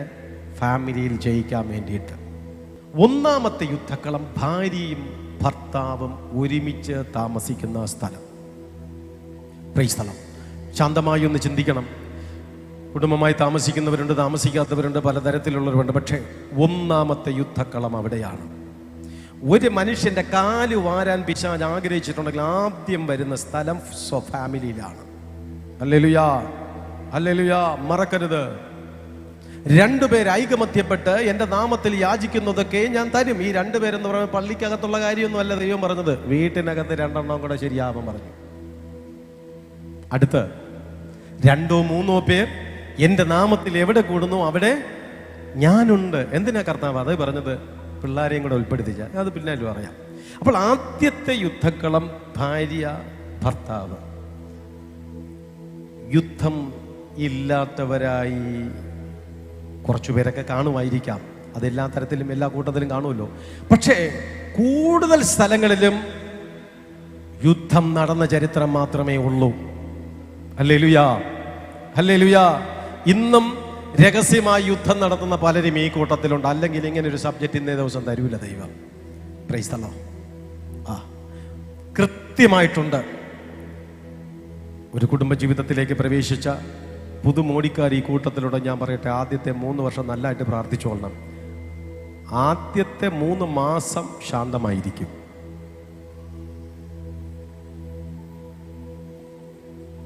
ആദ്യത്തെ 3 മാസം ഒരു സാത്താനും അതിനകത്ത് കയറത്തില്ല. പിശാചിന് അതിനേക്കാൾ അറിയാൻ വന്നിട്ട് കാര്യമല്ലേ. അവർ ഭയങ്കര സ്നേഹമായിരിക്കും, ഭയങ്കര ഐക്യതയായിരിക്കും. കൈ കോർത്ത് പിടിച്ചേ പ്രാർത്ഥിക്കത്തേ ഉള്ളൂ. അവർ തട്ടിത്തട്ടിയേ നടക്കത്തേ ഉള്ളൂ. ഉരുമിയേ ഇരിക്കത്തുള്ളൂ. ബൈക്കിൻ്റെ ബാക്കിൽ എത്ര സീറ്റ് ഉണ്ടെങ്കിലും ചേർന്നേ ഇരിക്കത്തുള്ളൂ. കാറിലാണെങ്കിൽ ബാക്കിൽ ഡിക്കി ഉൾപ്പെടെ ഒഴിഞ്ഞു കിടന്നാലും അവിടെ ഒന്നും കയറില്ല. ഫ്രണ്ട് സീറ്റിൽ തന്നെ ചേർന്നേ ഇരിക്കത്തുള്ളൂ. അതുകൊണ്ട് എനിക്ക് അവിടെ ഇടം കിട്ടത്തില്ല, പിശാച് വരൂല. ഒരു 3 മാസം ആകുമ്പോൾ അങ്കത്തട്ടിലേക്ക് അവൻ വരും. ഞാനാണ് വലുത്, ഞാനാണ് വലുതെന്നാണ് ആദ്യത്തെ തോന്നല്. ഞാൻ ഇനി അത് പഠിപ്പിക്കില്ല, എനിക്ക് ഒരുപാട് പറയാനുണ്ട്. ഫാമിലി ലൈഫ് അല്ല ഇന്നത്തെ സബ്ജക്റ്റ്. Price the Lord. 3 മാസം കഴിയുമ്പോൾ ഫൈറ്റിംഗ് ആരംഭിക്കും, യുദ്ധം ആരംഭിക്കും. എന്താ ഞാൻ പറഞ്ഞത്? യുദ്ധം. ഇവിടെ സൈത്താൻ നമ്മുടെ പ്രാർത്ഥനാ ജീവിതങ്ങളെ അലക്ഷ്യമാക്കുക. അതാണ് ആ യുദ്ധത്തിൻ്റെ അർത്ഥം. അല്ലാതെ ഇവിടെ പിന്നെ ആ വിഷയം ഈ വിഷയം അതൊന്നുമല്ല ഞാൻ ഉദ്ദേശിക്കുന്ന സബ്ജക്റ്റ്. അതൊരു ഫാമിലി ലൈഫിനെ കുറിച്ച് സംസാരിക്കുമ്പോഴേ അങ്ങനെ അതിനെ ചിന്തി. ഞാൻ ഇവിടെ പറഞ്ഞു വരുന്നത് ഒരു പ്രാർത്ഥനയുടെ ബേസ് ഉണ്ടാകുന്നത് ഒരു ഭവനമാണ്, സഭയല്ല. സഭയിലാകപ്പാടെ കിട്ടുന്ന എത്ര ദിവസമാണ്? ആഴ്ചയിൽ 1 ദിവസം കിട്ടും, അല്ലേ? 1 ദിവസം കിട്ടും. ഒരു കുടുംബത്തിനകത്താണ് ദൈനംദിനമുള്ള പ്രാർത്ഥന രൂപപ്പെട്ട് വരുന്നത്. അതുകൊണ്ട് തന്നെ ആദ്യത്തെ ബോംബ് സ്ഫോടനം പിശാച് നടത്തുന്നത് ഫാമിലിക്കകത്താണ്. പരിശുദ്ധാത്മാവിൽ ഇന്നതിനെ ഏറ്റെടുക്കണം. പ്രാർത്ഥന തടസ്സപ്പെട്ട കുടുംബങ്ങൾ പ്രാർത്ഥനയിലേക്ക് തിരിച്ചു വരണം. ഭാര്യയുടെ പേര് പറഞ്ഞ്, ഭർത്താവിൻ്റെ പേര് പറഞ്ഞ് കുടുംബ പ്രാർത്ഥനകൾ നഷ്ടപ്പെടുത്തിയവരുണ്ടെങ്കിൽ പറയണം, ആ സ്ഫോടനത്തിൽ നീ നശിക്കരുത്. അവനിട്ട സ്ഫോടനത്തിൽ നശിക്കരുത്, അവനിട്ട സ്ഫോടനത്തിൽ നശിക്കരുത്. നല്ല പ്രാർത്ഥനാ ജീവിതം നിങ്ങളുടെ വീട്ടിനകത്തുണ്ടായിരുന്നു ഇപ്പോൾ എന്തോ നിസാര പേര് പറഞ്ഞ് ഇപ്പോൾ കുറച്ച് നാളുകളായി അത് മുഴുവനായിട്ട് നിർത്തിയിരിക്കുന്ന വ്യക്തികൾ ഈ കൂട്ടത്തിലുണ്ടെന്ന് ദൈവത്തിൻ്റെ ആത്മാവിനെ വെളിപ്പെടുത്തി. ഇന്ന് ഈ സന്ദേശം കേട്ടുകൊണ്ടിരിക്കുമ്പോൾ ആമേൻ, ഒരാത്മീക പുതുക്കത്തിൻ്റെ ഭാഗമായി ഇന്നതാരംഭിക്കണം. പിശാച് നിന്നെ തോൽപ്പിച്ച, നിന്നെ അങ്കത്തട്ടില് നിന്നെ തോൽപ്പിച്ച ഒന്നാമത്തെ തോൽവി എന്ന് പറയുമ്പോൾ നിന്റെ സ്വഭവനത്തിനകത്തുള്ള പ്രാർത്ഥനാ ജീവിതത്തെ അവൻ പൊട്ടിച്ചു. ആരുടെ തെറ്റാകട്ടെ, ആരുടെ കുറ്റമാകട്ടെ, ഇന്ന് നിങ്ങൾ ഡിസ്കസ് ചെയ്യണം. ഇന്ന് നിങ്ങൾ ഒരുമിച്ചൊരു തീരുമാനമെടുക്കണം. ഒരുമിച്ചിരിക്കാൻ കഴിയാത്തവരാണെങ്കിൽ എങ്ങനെയാണോ അത് ആ ലെവലിൽ അത് ചെയ്യണം. സ്വഭവനത്തിനകത്തുള്ള പ്രാർത്ഥനാബന്ധം നഷ്ടപ്പെടാൻ വേണ്ടിയിട്ട് ഫാമിലിക്കകത്ത് അസ്വസ്ഥതകൾ കടന്നു വരപ്പെടും. നിങ്ങളിനി ദൈവവേല ചെയ്യുന്നവരാണെങ്കിൽ കൂടുതൽ ശ്രദ്ധിക്കണം. നിങ്ങളിനി കൃപാവരം പ്രാപിച്ചവരാണെങ്കിൽ അതിനേക്കാളും കൂടുതൽ ശ്രദ്ധിക്കണം. നിങ്ങളിനി ദൈവത്തിൻ്റെ ദർശനങ്ങളും വെളിപ്പാടുകളും പ്രാപിച്ചവരാണെങ്കിൽ അതിനേക്കാളും അധികം ശ്രമിക്കണം. നിങ്ങളുടെ ഫാമിലിക്കകത്തായിരിക്കും പിശാചിൻ്റെ ആദ്യത്തെ അങ്കത്തട്ട്. നിന്റെ വണ്ടിക്കകത്ത് പ്രശ്നം വരത്തില്ല, നിന്റെ നാട്ടിൽ നിനക്ക് പ്രശ്നം വരത്തേയില്ല, ആമേൻ. ജോലി സ്ഥലത്ത് നിനക്ക് ഒരു കുഴപ്പവും വരത്തേയില്ല, ഒരിടത്തല്ല, ആമേൻ. നിന്റെ പ്രാർത്ഥനയുടെ ഉറവിടം എവിടെയാണോ അവിടെ പിശാച് വെറുതെ ഇരിക്കത്തില്ല. അവിടെ പിശാചിരുന്ന് പോരാടാനായിട്ട് തുടങ്ങപ്പെടാം. ആകയാൽ ആത്മശക്തി യുദ്ധക്കളത്തിലേക്ക് ഇറക്കി വിടപ്പെടുമ്പോൾ സ്വഭവനത്തിനകത്ത് നീ ജയിക്കണം. ക്രിസ്തുവിനോടൊപ്പം നടക്കുക എന്ന് പറയുമ്പോൾ നമ്മുടെ സംസാരം വളരെ പ്രധാനം, നമ്മുടെ ചിന്താഗതികൾ വളരെ പ്രധാനപ്പെട്ടത് ആയിരിക്കുന്നു, നമ്മുടെ ഇടപെടലുകൾ, നമ്മുടെ പ്രവർത്തികൾ. അപ്പോൾ ഇതെല്ലാം വളരെ ജ്ഞാനത്തോടും പരിജ്ഞാനത്തോടും കൂടി നിങ്ങളത് ചെയ്യുന്നു എങ്കിൽ നമുക്കവിടെ ജയിക്കുവാനായിട്ട് കഴിയും. അപ്പോൾ ഒന്നാമത്തെ യുദ്ധക്കളം, ഒന്നാമത് ഒരാത്മയുദ്ധത്തിന് വേണ്ടി തയ്യാറെടുക്കുക. മീൻസ് എപ്പോഴും നിങ്ങൾ യുദ്ധം പ്രഖ്യാപിച്ച ശത്രുവുണ്ട്, അവിടെ നിങ്ങൾക്ക് ജയിക്കണമെങ്കിൽ ഫാമിലിക്കകത്ത് ജയിക്കണം. അവിടെ സ്വരച്ചേർച്ചകൾ കടന്നു വരപ്പെടുന്ന സമയത്തിൽ അവിടെ പ്രാർത്ഥന നഷ്ടപ്പെടുന്നു. സ്വരച്ചേർച്ചകൾ നഷ്ടപ്പെടുന്ന സമയത്തിൽ അവിടെ ഐക്യത നഷ്ടപ്പെടുന്നു. ബൈബിൾ പഠിപ്പിക്കുന്നത് രണ്ടുപേർ ഐക്യപ്പെടും. ഒരുത്തന്നെ ഒറ്റയ്ക്കിരുന്ന് എത്ര പിടിച്ചാലും പരിധിയുണ്ട്. പക്ഷേ രണ്ടുപേർ ഒരുമിച്ചിരുന്ന് കരം കോർത്തോ അല്ലെങ്കിൽ ഒരുമിച്ച് ഒരിടത്തിരുന്ന് പ്രാർത്ഥിക്കപ്പെടുമ്പോൾ ആ കുടുംബത്തിനെതിരായിട്ട് കടന്നു വരപ്പെടുന്ന പിശാചിനെ നിഷ്പ്രയാസം ഓടിക്കാനായിട്ട് കഴിയും. നിഷ്പ്രയാസം. ഒറ്റയ്ക്ക് നീ ഓടിക്കാൻ ശ്രമിച്ചിട്ട് കഴിയാതെ, ഒറ്റയ്ക്ക് നീ ജയിക്കാൻ ശ്രമിച്ചിട്ട് കഴിയാണ്ടിരിക്കുന്നുവെങ്കിൽ രണ്ടുപേർ ഐകമത്യപ്പെട്ട് പ്രാർത്ഥിച്ചാൽ അവിടെ അത്ഭുതം നടക്കും. രണ്ടുപേർ ഐകമത്യപ്പെട്ട് കഴിഞ്ഞാൽ അവിടെ വലിയ മാറ്റങ്ങൾ നൽകുക. രണ്ടുപേർ ഐകമത്യം കടന്നാൽ വലിയ വിടുതലുകൾ സംഭവിക്കും. അപ്പോൾ ഊർജം എവിടെ നിന്നാണ് കിട്ടേണ്ടത്? സഭയ്ക്കകത്തുനിന്ന് മാത്രമല്ല, സഭയ്ക്കകത്തുനിന്ന് നമുക്ക് ലഭിച്ച ആത്മശക്തിയെ ഡെവലപ്പ് ചെയ്യേണ്ടുന്ന സ്ഥലം സ്വഭവനമായിരിക്കണം. കുടുംബത്തിനകത്ത് പ്രയർ ഉണ്ടായിരിക്കണം, ഐക്യതയുണ്ടായിരിക്കണം, പരസ്പരം ബഹുമാനിക്കണം. അതിനകത്തുള്ള പ്രിൻസിപ്പിൾസ് എല്ലാം ഇതിനകത്ത് തന്നെ എഴുതിയിരിക്കുന്നുണ്ട്. എന്താ? ക്രിസ്തു നമ്മുടെ തലയായിരിക്കുന്നത് പോലെ ഭർത്താവ് ഭാര്യയ്ക്ക് തലയായിരിക്കണം എന്നൊക്കെ പറഞ്ഞ് കുറേ ഭാഗങ്ങളുണ്ട്. ഞാൻ അതിലേക്ക് പോകുന്നത് അതൊരു ഫാമിലി ലൈഫിൻ്റെ ഭാഗം. നിങ്ങൾ വീട്ടിൽ പോയിട്ട് നന്നായിട്ട് അതെല്ലാം വായിച്ചൊക്കെ പഠിക്കുക. അതുപോലെ ഭർത്താവിനെ കുറിച്ചും എഴുതിയിട്ടുണ്ട്. ക്രിസ്തു സഭയെ എങ്ങനെ സ്നേഹിച്ചുവോ അതുപോലെ സ്നേഹിക്കണം. ഇത് പരസ്പരം ഒരു അഡ്ജസ്റ്റ്മെൻറ്റ് ഉണ്ടായാൽ മാത്രമേ ഇത് ശരിയാകത്തേ ഉള്ളൂ. അപ്പം ഒരു സംഭവം വാദം ചൂതും കടന്നു വരപ്പെടും. ആദ്യം എന്താ പറയും? അതെ, ഭർത്താവ് പറയും, അതെ, ക്രിസ്തു തലയായിരിക്കുന്ന പോലെ കുടുംബത്തിൻ്റെ തലയായിട്ട് നാഥനായിട്ട് ഞാനിരിക്കുന്നതിന് പകരം എന്നെ എവിടെയായിട്ട് ചവിട്ടി തേച്ചിട്ടിരിക്കുമ്പോഴത്തേക്ക് ക്രിസ്തു സഭയെ സ്നേഹിച്ചതുപോലെ ഞാൻ എങ്ങനെ സ്നേഹിക്കും? അല്ലേ? അപ്പോൾ ഇത് രണ്ടുപേരും സ്നേഹം കിട്ടണമെങ്കിൽ സ്നേഹം പിടിച്ചു വാങ്ങിക്കാനുള്ളതല്ല. സ്നേഹം ബൈബിളിൻ്റെ വ്യവസ്ഥ അനുസരിച്ച് പരസ്പരം ബഹുമാനിക്കുമ്പോൾ ലഭിക്കുന്ന ഒന്നാണ്. ഒരു സൈഡ് മാത്രം ഇവിടെ ചിന്തിച്ചിട്ട് കാര്യമില്ല, ഒരു സൈഡ് മാത്രം പറഞ്ഞിട്ട് കാര്യമില്ല. ഒരാൾ അഡ്ജസ്റ്റ് ആയാലും മറ്റത് അഡ്ജസ്റ്റ് ആയില്ലെങ്കിൽ ഒരിക്കലും നടക്കാൻ പോകുന്ന കേസല്ല. രണ്ടു പേരും അഡ്ജസ്റ്റ് ചെയ്താൽ മാത്രമേ അവിടെ സാത്താനെ തോൽപ്പിക്കാൻ കഴിയത്തുള്ളൂ. ഒരാൾ ഇവിടെ അഡ്ജസ്റ്റ് ആകുന്ന അനുസരിച്ച് അവസാനം സ്തോത്രം അവനെ ഒതുക്കി ഒരു പരുവാക്കും, അല്ലെങ്കിൽ അവളെ ഒതുക്കി ഒരു പരുവാക്കും. രണ്ടുപേരും ഒരേ തരത്തിൽ കടന്നു വരപ്പെടുമ്പോൾ അവിടെ ജയിക്കും. ഞാൻ അവിടെ നിർത്തും. രണ്ടാമത്തെ യുദ്ധസ്ഥലം എവിടാന്ന് ചോദിച്ചു കഴിഞ്ഞാൽ ഭർത്താവ്, ഭാര്യ, മക്കൾ. അല്ലേ? ചിലരെല്ലാം ചിന്തിച്ചുകൊണ്ടിരിക്കണം, പ്രശാജി ബ്രദർ വളരെ സിമ്പിളായിട്ട് എല്ലാവർക്കും മനസ്സിലാകത്തക്ക രീതിയിൽ നന്നായിട്ട് പറഞ്ഞുകൊണ്ടിരിക്കുന്നു. വ്യക്തമായി ഞങ്ങൾക്ക് മനസ്സിലാകുന്നുണ്ട്. ശരിയാണ്, കാര്യങ്ങളൊക്കെ ശരിയാണ്. പക്ഷേ ദൈവകൃപയാൽ കർത്താവേ സ്തോത്രം, എൻ്റെ കുടുംബത്തിൽ മാത്രം ഞങ്ങൾ ചേട്ടനും ഞാനും ഒരു പ്രശ്നവും ഇല്ല. ഞങ്ങൾ സ്നേഹത്തോടെ സന്തോഷത്തോടെ ഇരിക്കുന്നു. രണ്ട് കൈ ചേർത്തടിച്ചാലല്ലോ കുഴപ്പമുള്ളൂ. ചേട്ടൻ എന്ത് പറയുന്നു അത് തന്നെ ഞാനും അനുസരിച്ച് അങ്ങനെ ഞങ്ങൾ ബൈബിൾ വ്യവസ്ഥ പ്രകാരം പോവുകയാണ്. നിങ്ങളുടെ മക്കൾ നിങ്ങൾക്ക് വിഷയമല്ലേ? നിങ്ങളുടെ മക്കൾ നിങ്ങളെ വേദനിപ്പിക്കുന്നില്ലേ? രണ്ടാമത്തെ യുദ്ധസ്ഥലം എവിടാന്ന് ചോദിച്ചാൽ കുടുംബത്തിൽ കുഞ്ഞുങ്ങളടങ്ങിയ കുടുംബം. പല കുടുംബങ്ങളിലും ഭാര്യയും ഭർത്താവും ചേരിപ്പോരാണെങ്കിലും മക്കളൊക്കെ നല്ല കുട്ടികളായിരിക്കും. അവരെ കൊണ്ട് അവർക്ക് വലിയ ബുദ്ധിമുട്ടൊന്നും വരത്തേയില്ല. അവരെല്ലാവരും നല്ല മര്യാദ രാമന്മാരും രാമികളും ഒക്കെ ആയിട്ട് അങ്ങനെ പോകും. പക്ഷേ ചിലയിടങ്ങളിൽ നോക്കുന്ന സമയത്തിൽ അവർ ഭർത്താവും ഭാര്യയും തമ്മിൽ യാതൊരുവിധ ബുദ്ധിമുട്ടുമില്ല, യാതൊരുവിധ പ്രശ്നങ്ങളുമില്ല. പക്ഷേ അവരുടെ വിഷയം മക്കളായിരിക്കും. പ്രൈസ് ദി ലോർഡ്, മക്കളായിരിക്കും. ഒത്തിരി മാതാപിതാക്കൾ കടന്നു വന്ന് പ്രാർത്ഥിക്കുന്നതുകൊണ്ട് എനിക്കറിയാം മക്കളെക്കുറിച്ച് അവർ അനുഭവിക്കുന്ന വേദനകൾ. മക്കളെക്കുറിച്ച് പലരും പറയും ഇതിനേക്കാളും ഒരു കുഞ്ഞുങ്ങൾ ഞങ്ങൾക്ക് ഇല്ലാതിരുന്നെങ്കിൽ നല്ലതായിരുന്നു. അങ്ങനെ ഒത്തിരി പേര് പറഞ്ഞ് ഞാൻ കേട്ടിട്ടുണ്ട്. Price the Lord. ചിലർ പറഞ്ഞിട്ടുണ്ട് എനിക്കൊരാണും പെണ്ണുമാണ്, ആ ആണും കൂടെ പെണ്ണായിട്ട് ജനിച്ചിരുന്നെങ്കിൽ കുഴപ്പമില്ല. സ്തോത്രം. ചിലർക്ക് പെൺകുട്ടികളാണ്. അപ്പോൾ പറഞ്ഞു ഒരാണായിരുന്നെങ്കിൽ അവൻ്റെ കാലെങ്കിലും അടിച്ചൊടിച്ച് ഇവിടെ ഇടായിരുന്നു എന്നൊക്കെ പറയും. ഇല്ലേ, ആ പെണ്ണ് തുടിക്കുന്ന തുടിപ്പ് അല്ലേ, ഇതൊന്നും നമ്മുടെ കയ്യിലൊന്നും നിൽക്കുന്നില്ല. എവിടെയൊക്കെയോ പെൺകുട്ടികളെ കുറിച്ച് പ്രയാസം, ആൺകുട്ടികളെ കുറിച്ച് പ്രയാസം, അവരെക്കുറിച്ച് അനുഭവിക്കുന്ന വേദനകൾ, അവരനുഭവിക്കുന്ന ബുദ്ധിമുട്ടുകൾ, അവരെ കൊണ്ട് ആമേൻ കുടുംബം തകർന്നു പോയിരിക്കുന്ന അവസരങ്ങൾ. സ്തോത്രം. മക്കൾ ഇന്ന് അനേക ഭവനങ്ങളിൽ തീരാവേദനയായി വന്നിരിക്കുന്നു. ഹല്ലേലൂയാ, ഹല്ലേലൂയ എന്ന് കൈയടിച്ച ദൈവത്തിന് സ്തോത്രം പറഞ്ഞാട്ടെ. പിശാചിന്റെ അടുത്ത യുദ്ധക്കളം എന്ന് പറയുന്നത് ഒരു കുടുംബത്തിൻ്റെ ഭർത്താവ്, ഭാര്യ, മക്കൾ, ഇവർ. എഫെസ്യ ലേഖനം 6-ാം അധ്യായം 1 മുതൽ മക്കളെ നിങ്ങളുടെ അമ്മയപ്പന്മാരെ കർത്താവിൽ അനുസരിപ്പിൻ, അത് ന്യായമല്ലോ.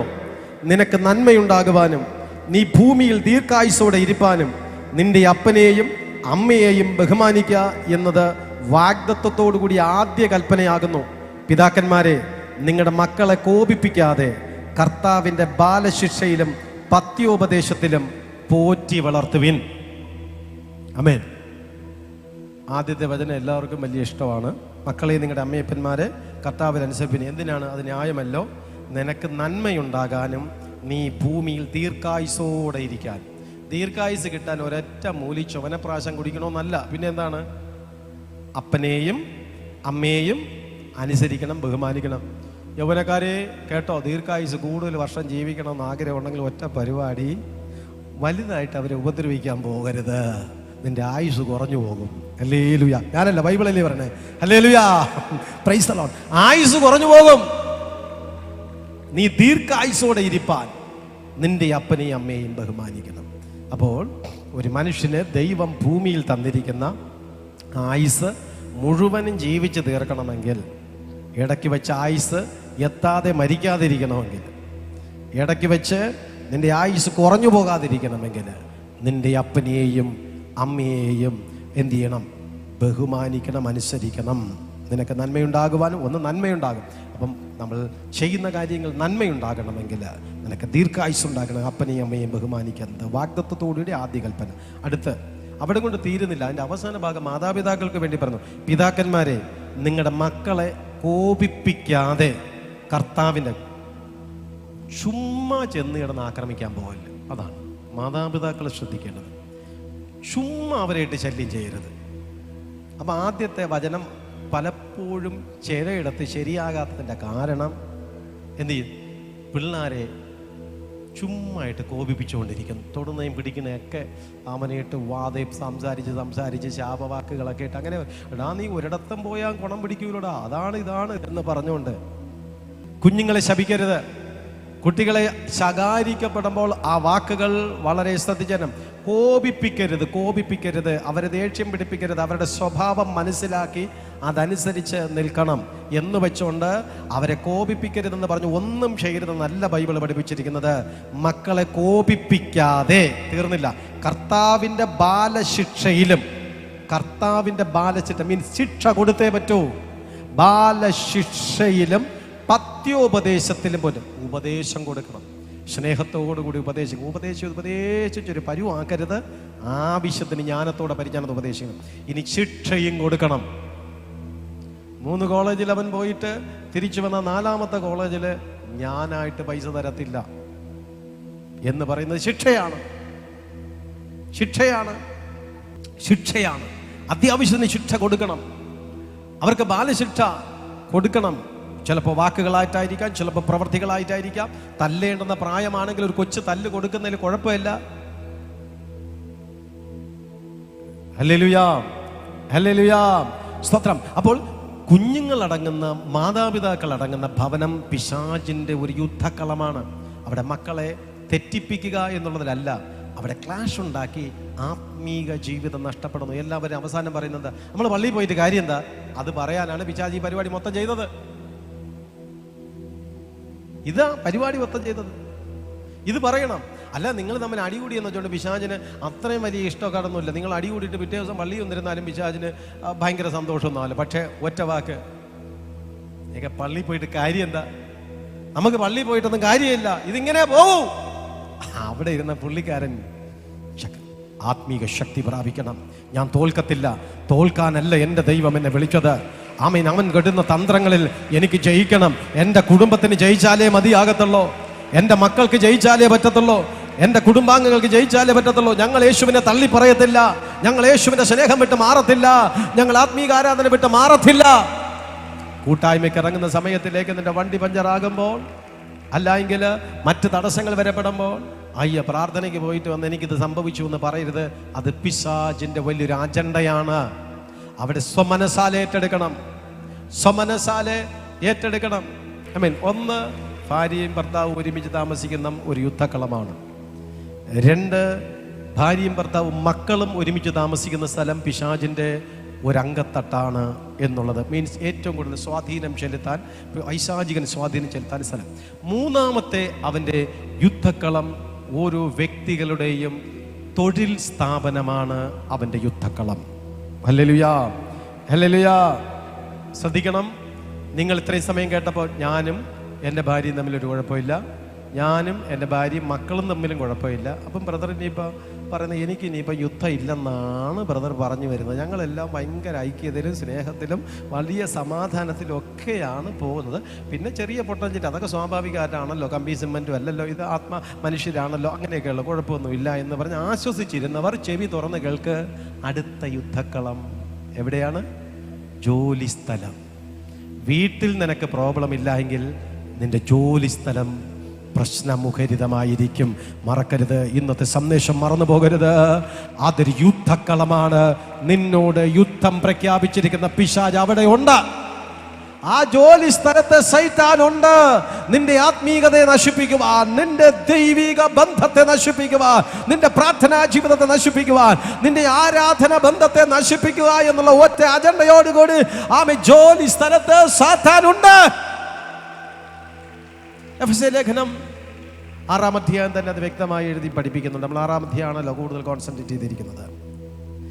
എഫെസ്യ ലേഖനം 6-ാം അധ്യായം 5 മുതൽ വായിക്കുമ്പോൾ, ദാസന്മാരെ, ജഡപ്രകാരം യജമാനന്മാരായവരെ ക്രിസ്തുവിനെ പോലെ തന്നെ ഹൃദയത്തിൻ്റെ ഏകാഗ്രതയിൽ ഭയത്തോടും വിറയലോടും കൂടെ അനുസരിപ്പിൻ. വചനം പഠിപ്പിക്കുകയാണ്. ജോലി സ്ഥലത്തുള്ള പ്രശ്നങ്ങൾ അനുഭവിക്കുന്നവർ ശ്രദ്ധിക്കണം. ജോലി സ്ഥലത്ത് പ്രോബ്ലംസ് ഉള്ളവർ, ജോലി സ്ഥലം ഒരു മനുഷ്യനെ സംബന്ധിച്ചിടത്തോളം സാത്താൻ്റെ പോരാട്ടമുള്ള ഒരു സ്ഥലമാണ്. ശ്രദ്ധിക്കണം. ബൈബിൾ എഴുതിയിരിക്കുന്ന ഇങ്ങനെ, ദാസന്മാരെ ജഡപ്രകാരം എന്ന് പറയുമ്പോഴത്തേക്ക് ദൈവദാസന്മാരോ ആത്മീകരോ അതൊന്നുമല്ല.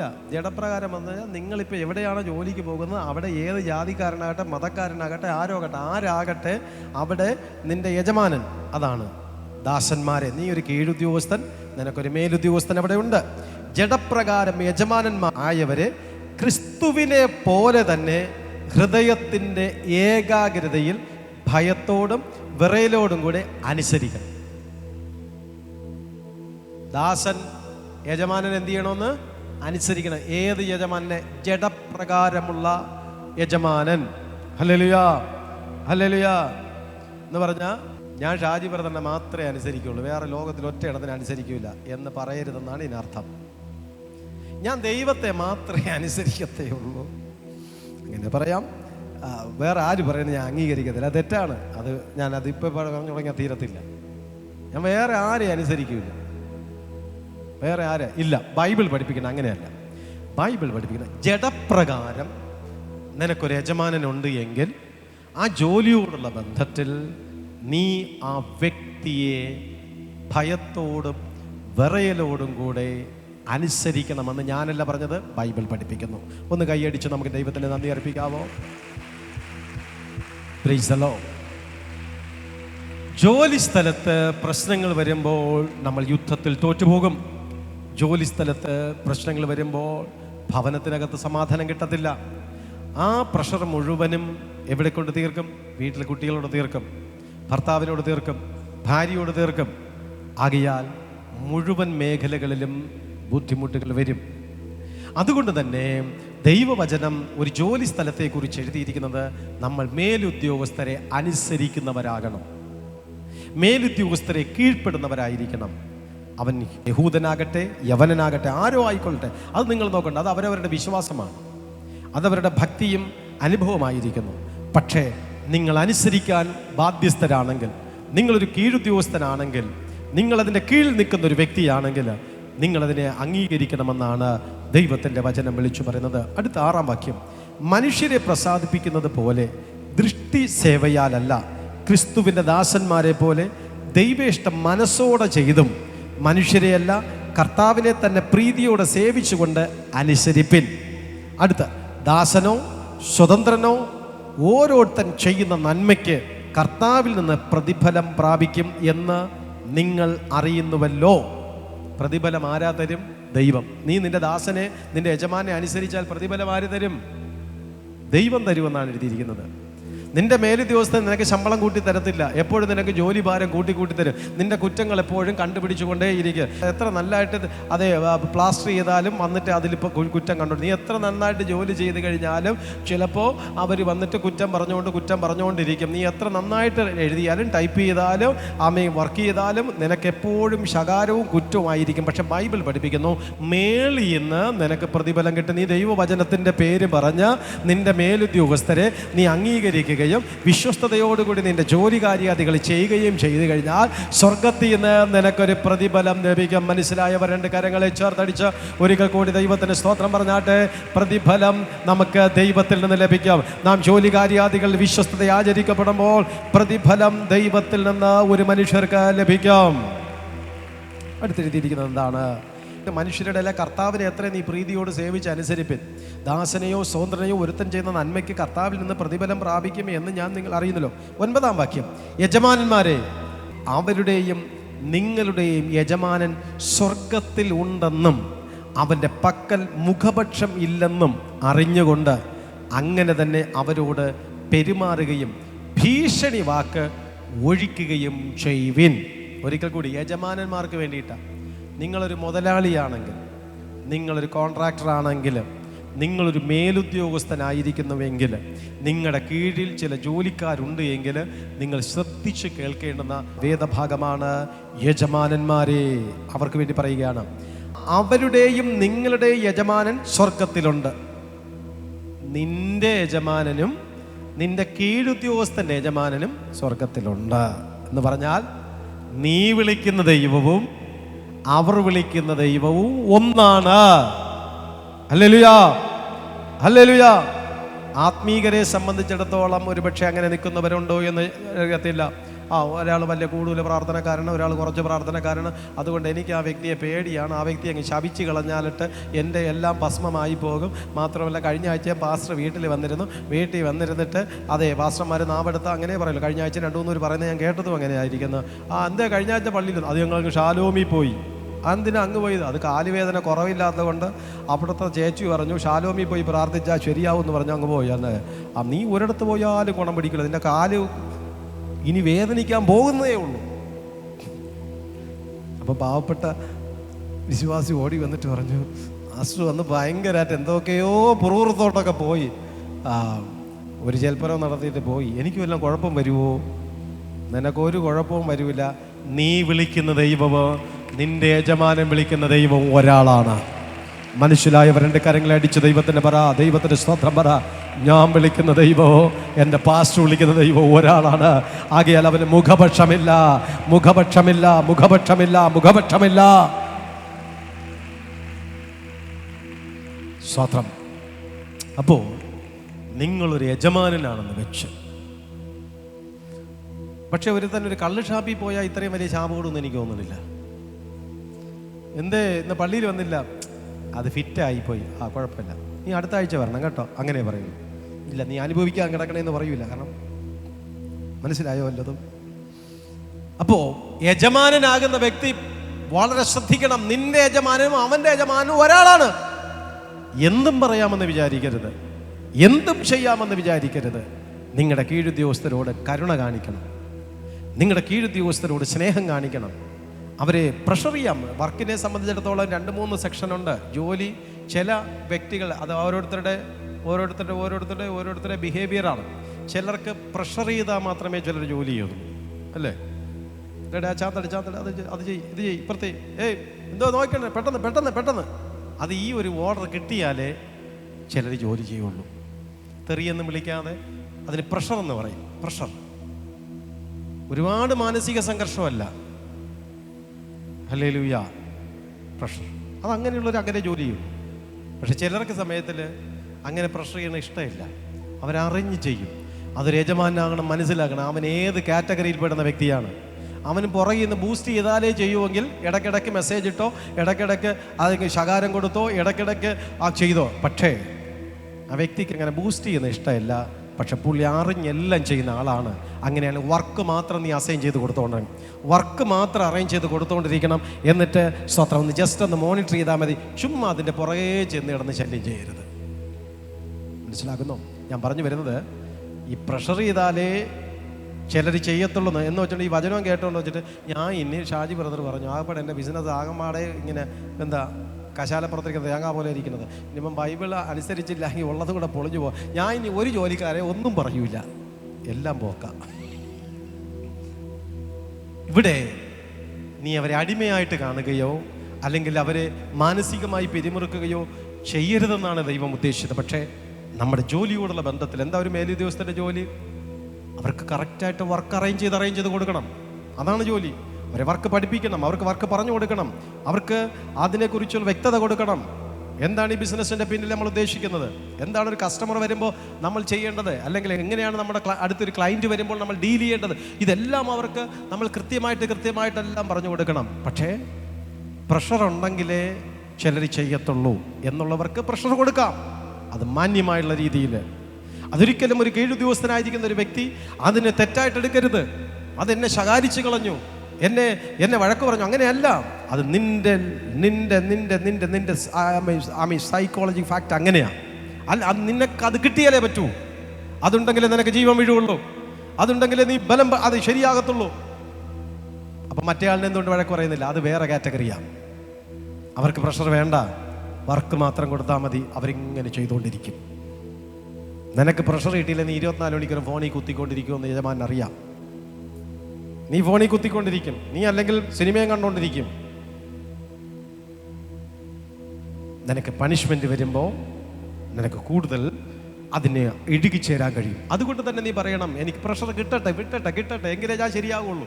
അതിന് സ്വന്തം മനസ്സ്, അല്ലാതെ പ്രസംഗം കേട്ടോണ്ടിരുന്നു രാജി ബ്രദറാണ് പറഞ്ഞു ഒരൊറ്റ എണ ഒന്നും പറയില്ലെന്ന്. അങ്ങനെയല്ല യജമാനന്മാരെ ബൈബിൾ പഠിപ്പിച്ചിരിക്കുന്നത്.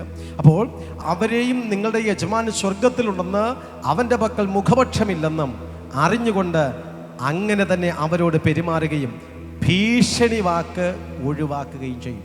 ഇനി ഭീഷണി വാക്ക് ഒഴിവാക്കണം. അതാണ് ഞാൻ നേരത്തെ പറഞ്ഞത്. നിങ്ങൾ തെറിയൊന്നും വിളിച്ച് കളയരുത്. നിങ്ങൾ ഷൗട്ട് ചെയ്യുന്ന സമയത്തിൽ ആവശ്യമില്ലാത്ത വാക്കുകളൊന്നും ഉപയോഗിക്കരുത്. പ്രഷർ വേറെ, ഭീഷണി വേറെ. ആമേൻ. ആകയാൽ നിങ്ങളൊരു യജമാനാണ് എങ്കിൽ മേളിലൊരു യജമാനൻ എന്നെയും ദാസനാക്കി വെച്ചിട്ടുണ്ട്. ആകയാൽ ഞാൻ എൻ്റെ കീഴിലുള്ള ഒരു അന്യായം പ്രവർത്തിച്ചാൽ മേളിയിരിക്കുന്ന എൻ്റെ യജമാനൻ എന്നോടും അന്യായം പ്രവർത്തിക്കുമെന്ന് നിങ്ങൾക്ക് ബോധ്യമുണ്ടായിരിക്കപ്പെടണം.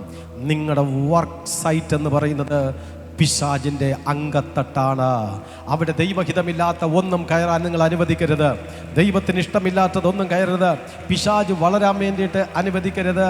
അതിനകത്ത് ലഹരി പദാർത്ഥങ്ങൾ യൂസ് ചെയ്യാൻ നിങ്ങൾ അനുവദിക്കരുത്. അതിനകത്ത് ലഹരി പദാർത്ഥങ്ങൾ ഉപയോഗിക്കരുത്. അതിനകത്ത് ദൈവഹിതമില്ലാത്ത മിഥ്യാമൂർത്തികളെ കുടിയിരുത്തരുത്. ആരാധന സത്യദൈവമല്ലാത്തതിന് ഒന്നിൻ്റെയും ശക്തികളോ രീതികളോ ഒന്നും അതിനകത്ത് കടന്നു വരരുത്. ശാലോം പള്ളി എന്നുള്ള അനുഗ്രഹം കിട്ടട്ടെ, യേശു കർത്താവിൽ നിന്നുള്ള കിട്ടുന്ന അനുഗ്രഹം കിട്ടട്ടെ, പിന്നെ അപ്പുറത്തുള്ള അനുഗ്രഹം കിട്ടട്ടെ, ഇപ്പുറത്തുള്ള അനുഗ്രഹം കിട്ടട്ടെ, എല്ലായിടത്തുള്ള അനുഗ്രഹം കിട്ടാൻ വേണ്ടി എല്ലാവരെയും നിരത്തി വയ്ക്കുന്ന പുള്ളികളുണ്ട്. വേണ്ട. നിങ്ങളുടെ തൊഴിൽ സ്ഥലം പിശാചിൻ്റെ അങ്കത്തട്ടാകൊണ്ട് നിന്നെ മാനസികമായി തകർക്കാൻ സാധ്യതയുണ്ട്.